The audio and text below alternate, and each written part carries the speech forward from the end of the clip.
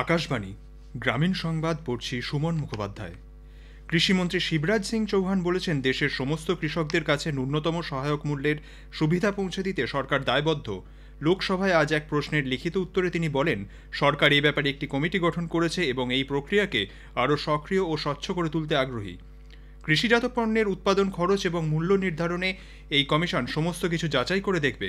শ্রী চৌহান আরও বলেন, কৃষিজাত বাজার পরিকাঠামো প্রকল্পে ২৭টি রাজ্যে এখনও পর্যন্ত ৪৮,৫১২টি গোডাউন তৈরির ছাড়পত্র দেওয়া হয়েছে। এ বাবদ সরকার ৪,৭০০ কোটি টাকা ভর্তুকি দিচ্ছে। কেন্দ্রীয় সরকার পরম্পরাগত কৃষি বিকাশ যোজনার মাধ্যমে জৈব চাষে উৎসাহ দিচ্ছে বলে আজ লোকসভায় জানিয়েছেন কেন্দ্রীয় কৃষি ও কৃষক কল্যাণ প্রতিমন্ত্রী রামনাথ ঠাকুর।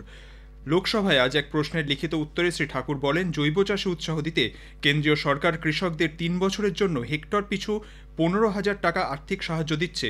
পরিবেশ বান্ধব কৃষি ব্যবস্থাকে আরও কার্যকরী করে তুলতে জৈব সার ব্যবহারের ওপরও বিশেষ গুরুত্ব দিচ্ছে সরকার। পিএম কিষাণ প্রকল্পের অধীনে এখনও পর্যন্ত ১১ কোটিরও বেশি কৃষকের হাতে ৩,২৪,০০০ কোটি টাকারও বেশি তুলে দেওয়া হয়েছে। কৃষি ও কৃষি কল্যাণ মন্ত্রী শিবরাজ সিং চৌহান আজ লোকসভায় এক লিখিত বিবৃতিতে জানান, এবছর জুন মাসে এই প্রকল্পের ১৭তম কিস্তিতে ৯০,২৬,০০,০০০ বেশি কৃষক পরিবারকে ২০,০০০ কোটি টাকারও বেশি দেওয়া হয়েছে। রাজ্যের খাদ্য প্রক্রিয়াকরণ ও উদ্যান পালন শিল্পকে উৎসাহ দিতে রাজ্য সরকার বিশেষ উদ্যোগ নিচ্ছে। আগামী মাসে কলকাতায় এ রাজ্যে উৎপাদিত ফল, ফুল, সবজি নিয়ে উৎসবের আয়োজন করা হবে। খাদ্য প্রক্রিয়াকরণ ও উদ্যান পালন দফতরের উদ্যোগে আগামী ৯ আগস্ট থেকে ১১ আগস্ট পর্যন্ত নেতাজি ইন্ডোর স্টেডিয়ামে এই ফুড অ্যান্ড ফ্রুট ফেস্টিভ্যালের আয়োজন করা হবে। খাদ্য প্রক্রিয়াকরণ ক্ষেত্রে বিনিয়োগ বৃদ্ধি ও কর্মসংস্থান তৈরি এই উৎসবের লক্ষ্য। এই উৎসবের সঙ্গে দুদিনের শিল্প সম্মেলনেরও আয়োজন করা হবে।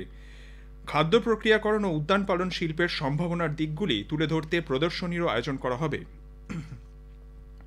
সরকারি জমি দখলমুক্ত করতে মুখ্যমন্ত্রীর কড়া বার্তার পর ডাবগ্রাম ফুলবাড়ি এলাকায় তৃণমূল কংগ্রেসের আরও ২ নেতাকে গ্রেফতার করেছে পুলিশ।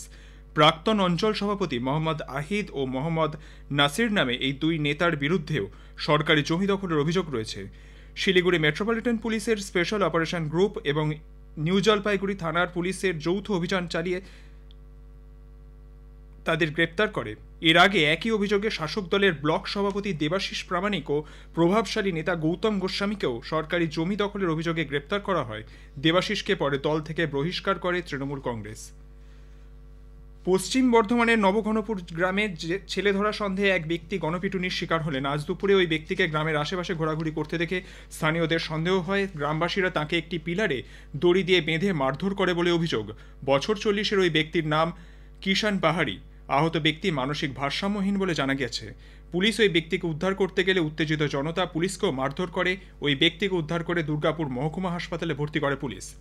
জলপাইগুড়ির মালবাজার মহকুমার কুমলাই গ্রাম পঞ্চায়েতের নিপুচাঁপুর চা বাগান এলাকায় চিতাবাঘের হামলায় ৭ জন জখম হয়েছে।